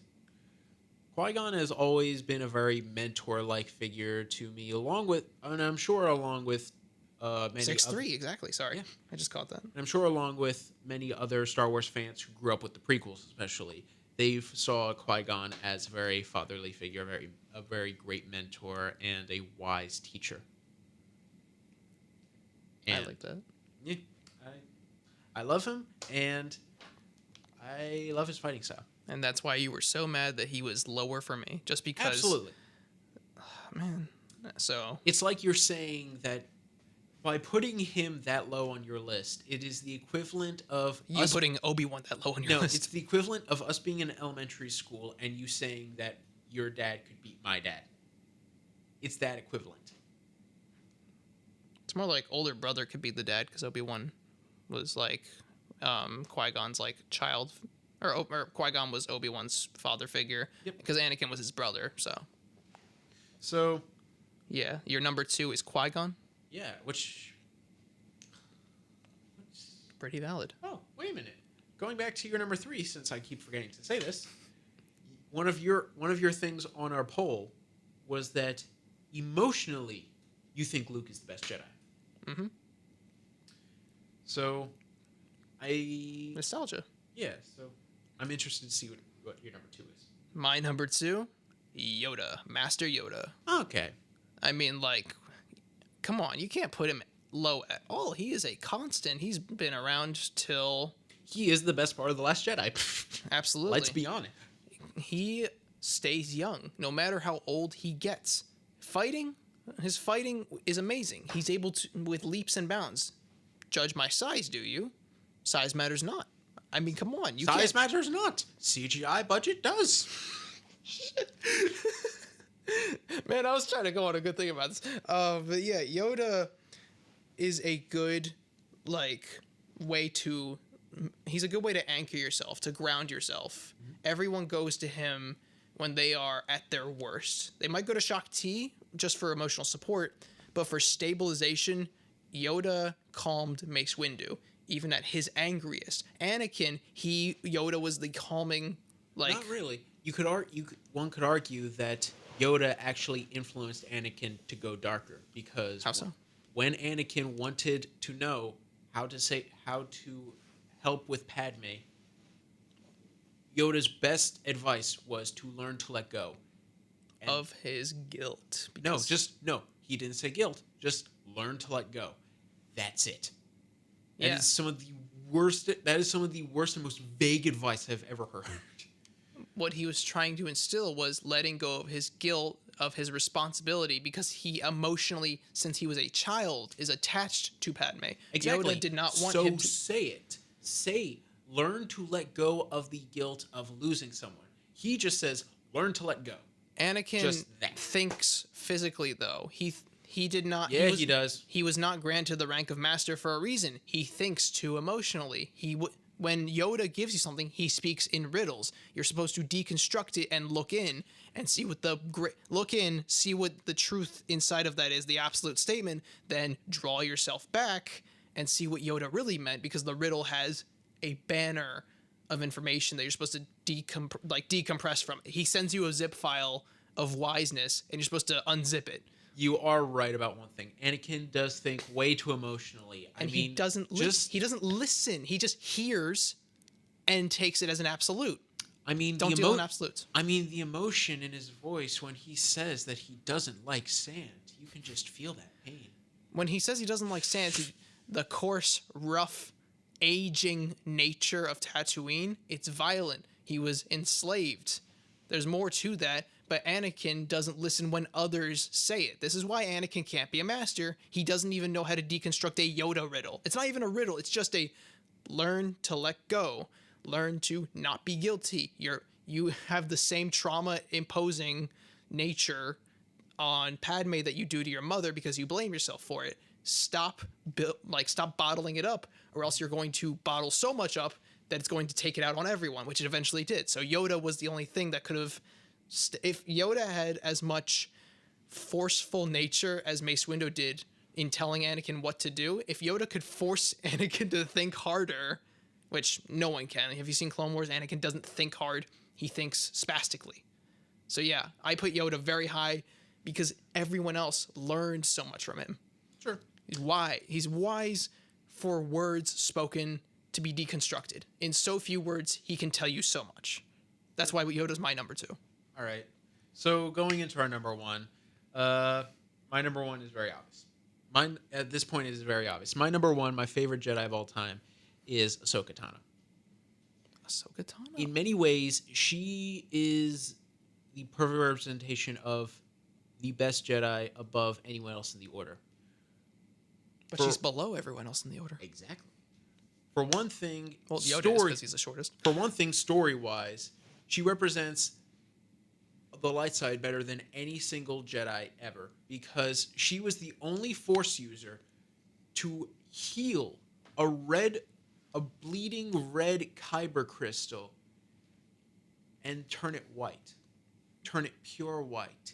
She healed a dead crystal that was burned by the Sith and was broken beyond all repair, and she healed it through compassion and turned it into something pure, something new, using the entirety of the light side, which love Qui-Gon, love Yoda, love Obi-Wan. They could never unburn something like that. They could never heal something to that extent. Ahsoka could have unburned Anakin if she was there. Exactly. I can fix him. And emotionally for me, Ahsoka was... I grew up with Ahsoka, essentially. I grew up with... when she was a youngling meeting Anakin for the first time, I was essentially the same age as her when I first saw the Clone Wars. Big simp. And I grew up with Ahsoka, getting to know her as I got to know myself. As I grew up, I saw her grow up, and I reflected her what she learned onto myself. A lot of what she was taught, a lot of what she learned by herself through the Clone Wars, about the Jedi, about herself, I often reflect on that from my own life. Because one of the biggest things, obviously, was that she left the Jedi Order because she saw that the cracks were too big and she didn't connect with it anymore. She thought the Jedi lost their way, and the best thing that she could do was just to walk away. I lost my Jedi status. No, the Jedi lost me. She taught me that if something's not right, it's okay to walk away. There's no shame in it. There's no shame to find your own path. You're not a burden for removing yourself from something you don't want to be a part of. Exactly. That is the most mature and the advice that from her story arc that I connected to the most. And that was told with actions more than dialogue. Exactly. And the more that we saw, and the more that we've seen Ahsoka grow up, the more that we've seen her fighting style, her patience, her gentle nature just grow to the point where now she's essentially a master to the point of Qui-Gon Jinn's status and maturity. If her and Qui-Gon were alive together, or if Qui-Gon lived to see Ahsoka, they Dave would be so eye to eye. Dave Filoni based a lot of Ahsoka's personality off of Qui-Gon.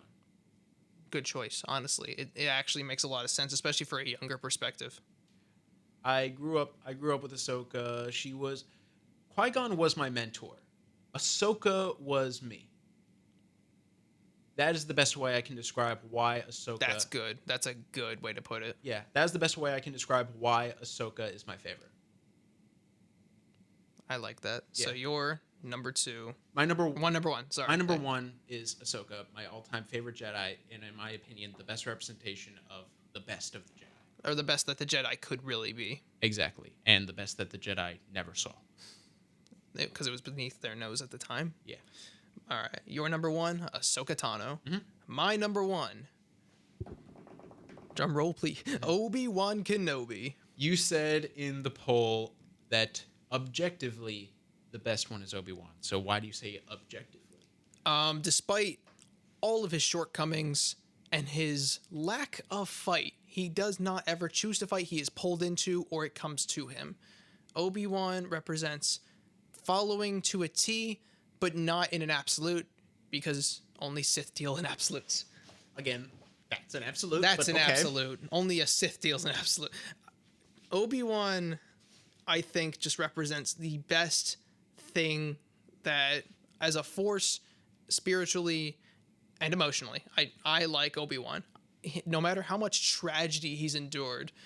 Spoilers for Clone Wars. No spoilers for Clone Wars. It's been over a decade. In episode 1, Obi-Wan lost his mentor, Qui-Gon. And then he lost Satine. He lost his long-time love? Semi-girlfriend? On and off girlfriend, and then off, but also he's still emotionally attached, but he never festered. Gave into that attachment. He never festered on it. He knew he had to let her be her own leadership, be her own person. If anything, it could be argued that he got over her death suspiciously quick. I don't believe that he actually got over it, but he wanted to detach himself from it as much as possible. With time, Obi-Wan would begin to form an attachment with his then Padawan, Anakin, which was not his fault. It was technically Qui-Gon's fault for dying. That sounds That sounds very harsh because Qui-Gon, the way that Ahsoka kept Anakin grounded with the way he thought in absolutes, Qui-Gon was going to do that as he was growing. Mm-hmm. But no one could do what Qui-Gon did, not even Yoda, because Qui-Gon knew Anakin was feisty. Yoda could not give a stupid enough riddle for Anakin to deconstruct with his ape brain. Sorry, he's a meathead. He doesn't think. He's a lug. He's literally had a crush on the same girl his entire life. Okay, that's not that bad, but I mean, to be fair, he was mainly surrounded by sand. And the water. Why don't you like the ladies here, Annie? But yeah. Oh yeah, he was also enslaved. So that Obi-Wan having to raise someone as a younger brother especially, it wore him down, but he never festered into haste. He took so many blows, so many hits, and he still was able to defeat so many high-ranking like Sith leaders. He took out General Grievous with a blaster while he was dangling from an edge. He took a starship like turret hit straight, like point blank almost, which I assume he might have like did a force push when it was about to hit him. Jango Fett's ship blows up stuff, and he was able to dodge a bunch of mini nukes. Obi-Wan is like the best thing, especially in combat, because he's not very attacking. He's more dodgy, but he marches towards something, but his lightsaber is dodging everything in the process. But the amount of trauma he endures, especially through Order 66, we see why Tatooine ages people so violently. Obi-Wan also has horrific PTSD and has probably been struggling to remember a lot that has happened. And so, with that said, how excited are you for Kenobi? When I say excited, the way I was hyperventilating at No Way Home, watching something that in my head sounds awesome. It's happening. Oh no, I can't breathe properly. My pattern's off and my heart's skipping. We're gonna see so much tragedy. We might see what happened to Satine as in a flashback in live action. Be emotionally ready for something like that, because we're going to see why he aged so violently. Because Yoda was close to 1,000 years old. You know, he's approaching the end of his life. I'm trying to think. In The Mandalorian, Boba Fett, we know what happened. He was acidified, burned, and left to die. Like in a two-sun planet. Anakin left pretty early, so he's fine. Yeah, everyone who's on Tatooine ages violently. So either trauma or acid plus 2 suns and living on a sand planet will wear you down. So I'd say Obi-Wan, no matter what he endured, even in his mental deterioration, he never lost his way. No matter how much trauma and loss he endured, and he never was so strict and hard-headed. He was always kind enough, strong enough, and willful, while also trying to balance himself. Fair enough. That is why Obi-Wan is my number one. Number Obi-Wan Kenobi. So to recap both of our lists, for me, my number from number 10 to my all-time favorite goes Mace Windu, Cal Kestis, Kit Fisto, Plo Koon, Shaak Ti, Obi-Wan Kenobi, Yoda, Luke Skywalker, Qui-Gon Jinn, and my number 1, Ahsoka Tano.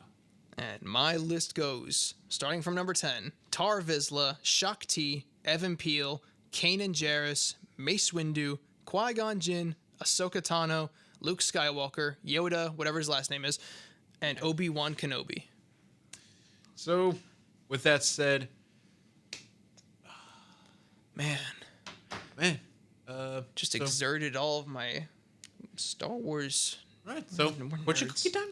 Fortune cookie time. Yeah, fortune cookie time. All right, let me tell this away so we don't freak out about me biting. For those of you who don't know, before we do the show, we like to go to one of our favorite Chinese food restaurants, Peking House. And as is the usual with American Chinese food places, they gave us fortune cookies. And instead of reading them along by ourselves, we decided to share them with you and add in our own unique zingers at the end of the fortune cookies. So Dalton, what do you think our unique zinger for this episode should be at the end of our fortunes? But we do not rank it we do not give it the rank of master. What do you think? Or something along those lines. You're onto something.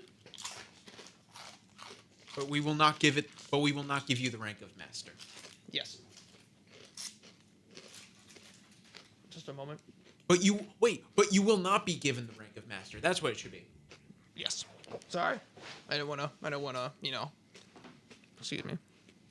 Alright, so your thing? My thing? There is always another higher mountain, but it won't be given the rank of master. Ow. Mount Fuji? Not the rank of master. Education will never be as expensive as ignorance, and you will never be given the rank of master for it. Wow, that sounds like something you'd say to Anakin. Hey, neither of us had Anakin on our list. Doesn't that say a lot? Yeah. I was about to say that. That's weird. I love Anakin too, but he's not the best representation of a Jedi. No, he's the best representation of the Jedi's fault. He is the vessel to which we see the Jedi fault. Exactly. So, with that out of the way, next time on Real Wreckers, I think it's time we get into some Valentine's Day stuff. Some romance? Some romance. And what better way for us nerds to handle romance stuff than ships? Oh yeah, we gonna get into some ships, whether they are real, fan-made, or confirmed by the creators. Exactly. And it can others, it can be in universe, it can be out of universe, it can be fandom-based universes. Fandom-based, non-fandom-based, creator-based, theory-based, and confirmed or not confirmed. Exactly. So we are going to get into those ships next time, and trust me, I personally have a few ideas that are very interesting that you might be shocked by. I could get a couple brewing. Can we include celebrity? No, no celebrities, only fictional characters. I was gonna say fictional characters from movies and TV, or can there be some from the internet? Maybe It can be from the internet. Okay. It can be from anywhere. about the characters. It can be anywhere we want as long as they're fictional characters, not real people. Because if we just shipped real people, that would just be weird. But when they're fictional, I was gonna say anything goes. when they're fictional, anything goes. We're gonna go into some dangerous territory next week. Exactly. Especially to the point where we might each get disowned for saying, why would you ever combine those two? That's the point, man. Love finds a way. Thanks, Chef Goblin. Love finds a way in the form of a T-Rex. But we'll get into all of that stuff next time. Make sure to follow us on our Instagram at ReelReckers. That is REEL_RECKERS. And our TikTok at ReelReckers. That's REELRECKERS to stay up to date on all of our polls and for a shout out next time. Until then, I'm Billy. And I'm Dalton. And you can consider this real Wrecked.